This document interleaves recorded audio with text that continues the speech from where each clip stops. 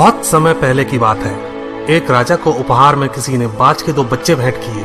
वे बड़ी ही अच्छी नस्ल के थे और राजा ने कभी इससे पहले इतने शानदार बाज नहीं देखे थे। राजा ने उनकी देखभाल के लिए एक अनुभवी आदमी को नियुक्त कर दिया। जब कुछ महीने बीत गए तो राजा ने बाजों को देखने का मन बनाया और उस जगह पहुंच गए जहां उन्हें पाला जा रहा था। राजा ने देखा कि दोनों बाज काफी बड़े हो चुके थे और अब पहले से भी शानदार लग रहे थे। राजा ने बाजों की देखभाल कर रहे आदमी से कहा, मैं इनकी उड़ान देखना चाहता हूँ, तुम इन्हें उड़ने का इशारा करो। आदमी ने ऐसा ही किया।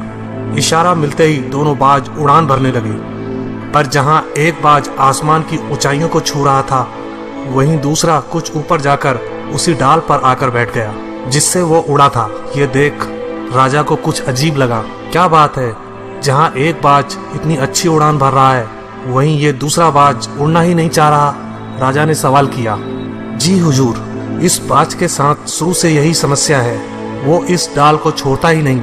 राजा को दोनों ही बाज प्रिय थे और वो दूसरे बाज को भी उसी तरह उड़ना देखना चाहते थे। अगले दिन पूरे राज्य में ऐलान कर दिया गया, जो व्यक्ति इस बाज को ऊंचा उड़ाने में कामयाब होगा उसे ढेरों इनाम दिया जाएगा। फिर क्या था, एक से एक विद्वान आए और बाज को उड़ाने का प्रयास करने लगे, पर हफ्तों बीत जाने के बाद भी बाज का वही हाल था। वो थोड़ा सा उड़ता और वापस उसी डाल पर आकर बैठ जाता। फिर एक दिन कुछ अनोखा हुआ। राजा ने देखा कि दोनों बाज आसमान में उड़ रहे हैं। उन्हें अपनी आंखों पर यकीन नहीं हुआ और उन्होंने तुरंत उस व्यक्ति का पता लगाने को कहा जिसने ये कारनामा कर दिखाया था। वह व्यक्ति एक किसान था। अगले दिन वह दरबार में हाजिर हुआ। उसे इनाम में स्वर्ण मुद्राएं भेंट करने के बाद राजा ने कहा, मैं तुमसे प्रसन्न हूं, बस तुम इतना बताओ कि जो काम बड़े बड़े विद्वान नहीं कर पाए वो तुमने कैसे कर दिखाया।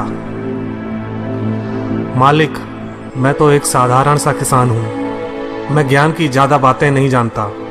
मैंने तो बस वो डाल काट दी जिस पर बैठने का बाज आदी हो चुका था, और जब वो डाल ही नहीं रही तो वो भी अपने साथी के साथ ऊपर उड़ने लगा।